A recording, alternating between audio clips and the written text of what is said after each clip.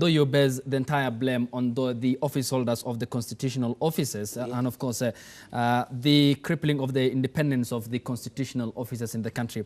Honorable Caleb, Mr. Coming to you on this, there seems to be some sense of joint interest by the political class at the moment with regards to the calls for referendum, and we are seeing independent voices from different quarters of the political class. However, the commission that is set to preside over a referendum, say, if we are to head there, appears to be in profound mess. Just the day before yesterday, IEBC launched a countrywide voter registration exercise, kickstarting the process in Woche in Makueni County. Even though the termination of Chiloba came into effect, Chiloba's contract came into effect, this appears to be a commission that was punctuated by deep divisions ever since the 2017 election. Say, if we were to head for a referendum, as the opposition coalition, at some point putting the commission at crossroad with regards to its handling of the economy or presiding over the process of the elections, are you satisfied? Is there credibility? Is there the moral authority that IEBC can now preside over an election period, say the referendum and the forthcoming by-elections, because there are many pending cases of election petitions in the courts of law? Yeah, I think for a long time, IEBC has always been a topic of discussion for each and every election or referendum time. And it becomes, fully or well constituted, depending on which side of the political divide you are. The other days, when we tried to remove the IEBC, Jubilee came, hitting and saying how comfortable they are in the IEBC and all that. The same people are now coming out claiming that it's not well constituted.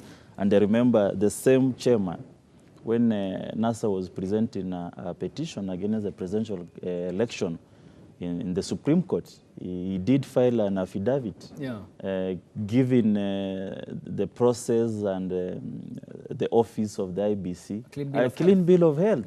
Now, later on, the same chairman is coming out to say, look, things were wrong, there was fraud, and they're actually committed by this CEO, the same CEO that you were with when you were filing the affidavit. So Chebukati is really on a very dangerous ground now, because you file an affidavit and the same case you are, trying to come up and owning up to mistakes. That's a serious offense under the law. And I think we need to kill this animal of IEBC once and for all. Because this is a body that determines the leadership of this country each and every electioneering period. It is a serious thing. We get it wrong in leadership is because of the IEBC.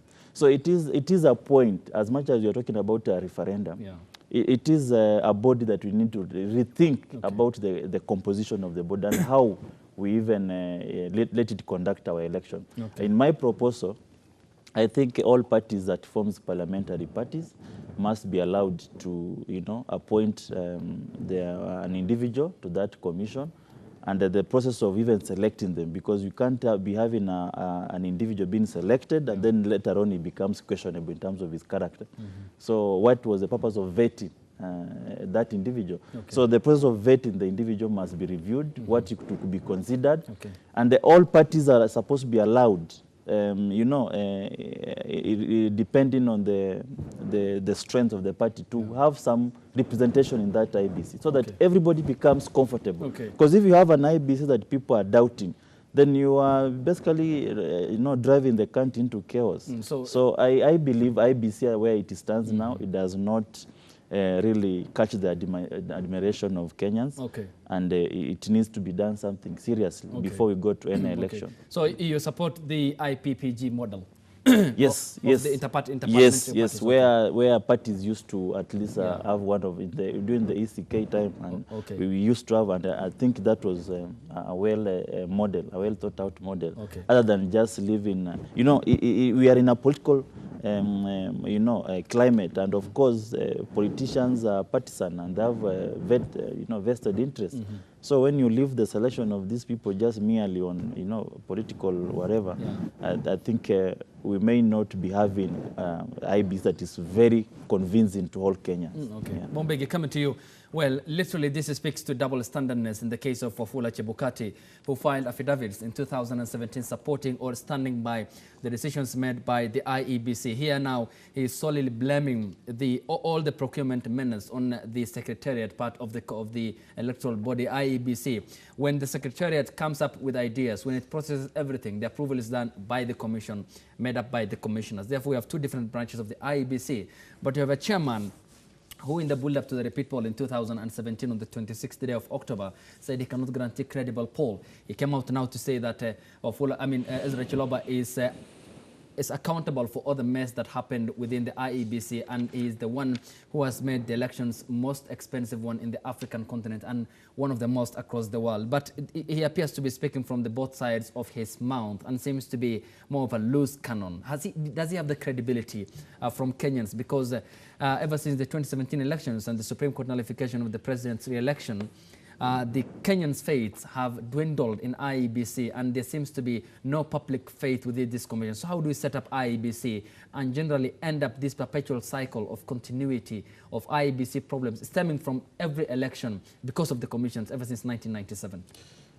Number one, I've sat down and observed this issue of the IEBC. And at one point I used to think maybe the problems relate to the integrity of, the electoral process. But now I've come to discover the issue is actually money and procurement. And recently I heard, imagine that's the issue. Okay. Money, who is to be given this tender, and how was it procured, and some kind of interference. Entirely, it's about interests. Yeah, those interests. And relating to procurement. And that's why Chiloba is now out.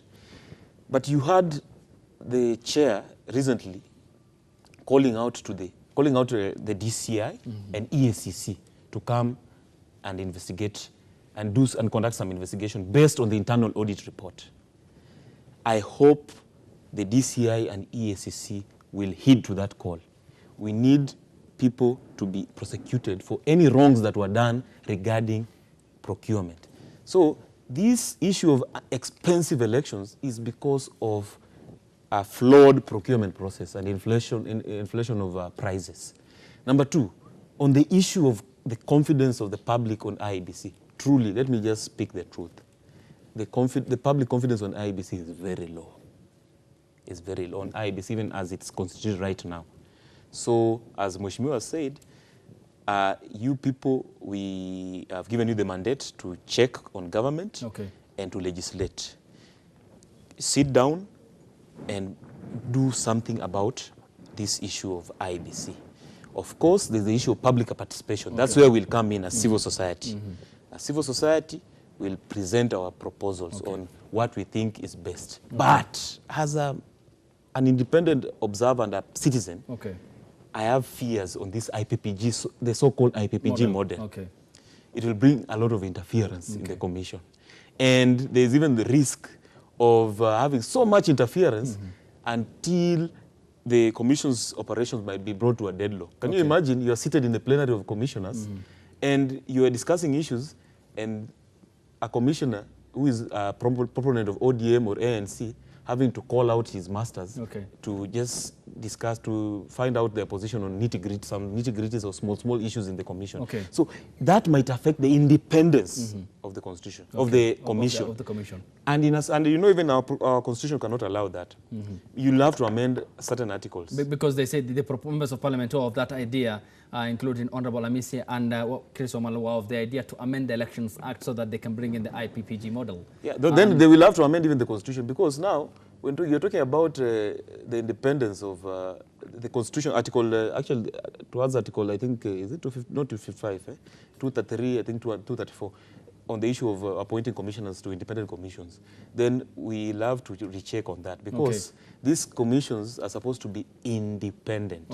So are we now can we remove that word independent so that it's just called the Electoral Commission? Oh, okay, well that applies to all because now it will be right there. Okay. We'll be having partisan interests directly inside the commission. Well, it has worked out successfully in other quarters and jurisdictions, but because of our politics, then there are fears that it's likely to bring some sense of political interference. And remember, in as much as we call it independent, we have now discovered that maybe even it's not. I mean, it's not independent. So we can let's stop pretending. Maybe we can do away with the issue of independence. Okay.